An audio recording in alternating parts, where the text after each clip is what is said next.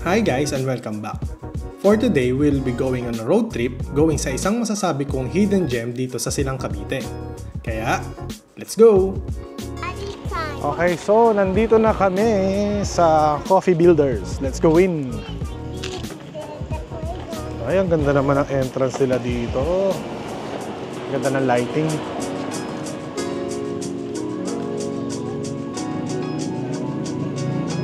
Okay, ang daming tao. So, dito kami na may labas.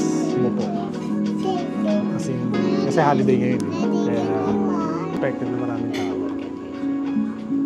So, ito yung mga food selections.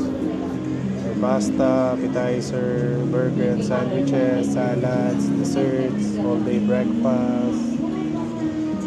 Ito naman yung mga drinks. Mga kape, syempre. May mga frap, may tea, cold brew, iced coffee, meron ding non-coffee based na prop, at merong mga refreshers. Tara, order tayo. Pero pag bilok kami, siyempre, sisig.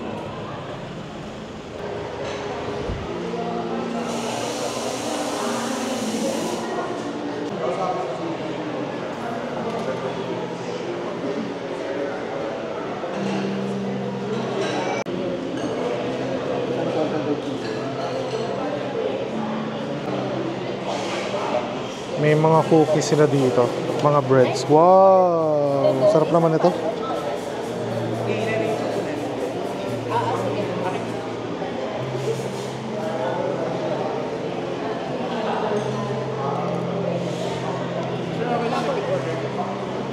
Crookie. Sir, bali, 1 creamy chicken na for pen. Banana bread. Croissant. Ang lalaki. Ang laki ng place. Ang laki din ng alfresco. So, ito yung parking area. Luwang. Mahangin. May something pa lang. Tingnan nga natin.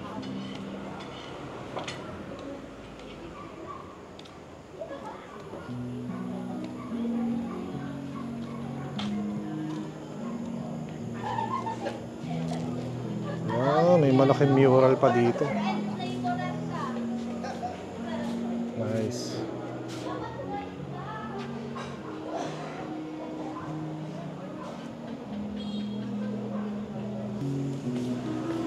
Ito yung outdoor area.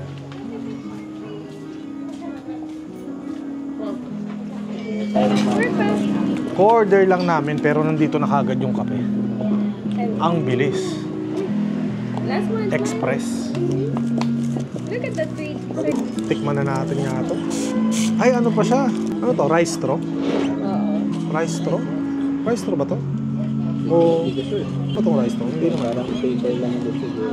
Yung matigas-tigas na paper straw. Ano to? Mocha frap.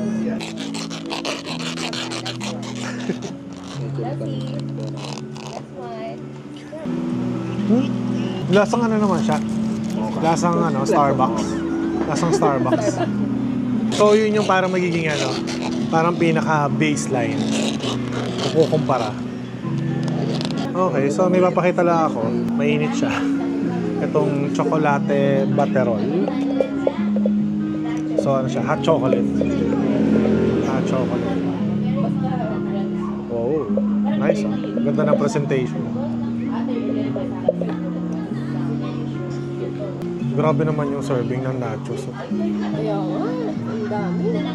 Grabe. Sarap. No kidding to ah. Pang ano, pang 6 persons. Okay din yung nachos na gamit. Kasi sabihin mo na parang, siguro parang imported. First time namin ito na-try. Gamit. Okay, time to eat. Grabe naman yung servings talaga, no? Hello. Grabe, ang dami na to. Pang dalawa. Ano to? Salted egg chicken. Salted egg chicken. Salted egg chicken. Nice. Try. Sige lang, go. So, kamusta naman yung lasa? Ay, sorry.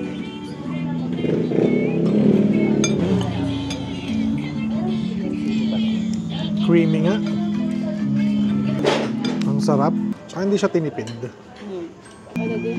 So, pinaghiwalay ako ng ano to? Balsamic. Balsamic vinaigrette na salad. So, ano to? Greens na may chicken. Laki din ng chunk ng chicken, ha? Oh.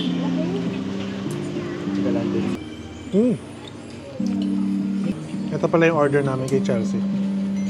Beef salpicao. Ang dami din ng rice, parang mga isa't kalahati. O isa 1 and 1/4, parang gano'n. Lambot din, oh. Isang ganun ko lang. Malambot din. Kaya nga.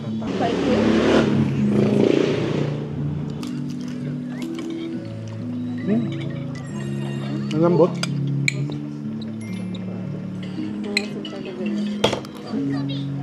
Unang rice ko for today.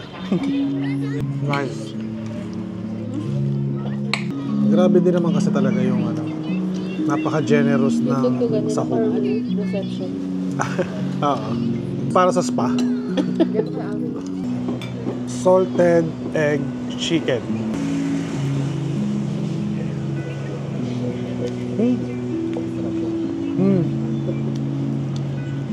Walang tapon. Favorite niya. Ikot nga tayo kung ano meron pa dito. Balita ko meron din silang resto bar. Ayun, cute.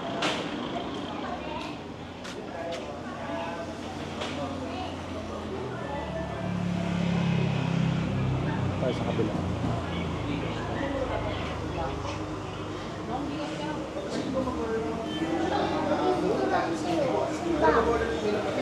Ay, meron yung resto bar pa dito. Laki naman.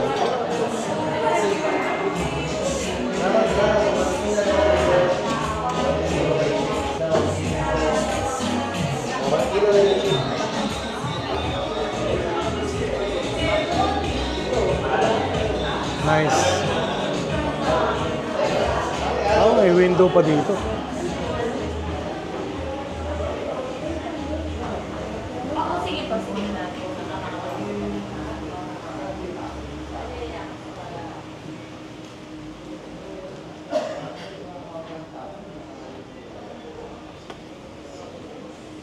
It was an absolute delight and worth it going here sa Coffee Builders in Silang, Cavite. The place is aesthetically pleasing na siguradong may enjoy ng mga naghahanap ng kainan or even pagkakapihan na merong magandang interior to take pictures and enjoy the food at the same time.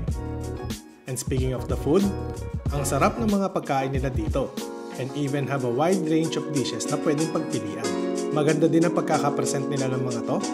Pagdating naman sa price, sulit na sulit ang babayaran dahil sa super dami ng servings nila dito. Pagdating naman sa mga kape nila, solid din at premium ang lasa. Pwede mo siyang mai-compare sa mga sikat na coffee shop here in the Philippines. Value for your money talaga. In my opinion, masasabi kong hindi tinipid sa ingredients at I could also say na good for sharing ang isang order. 2 to 3 persons ang pwedeng mag-share para dun sa mga food items nila.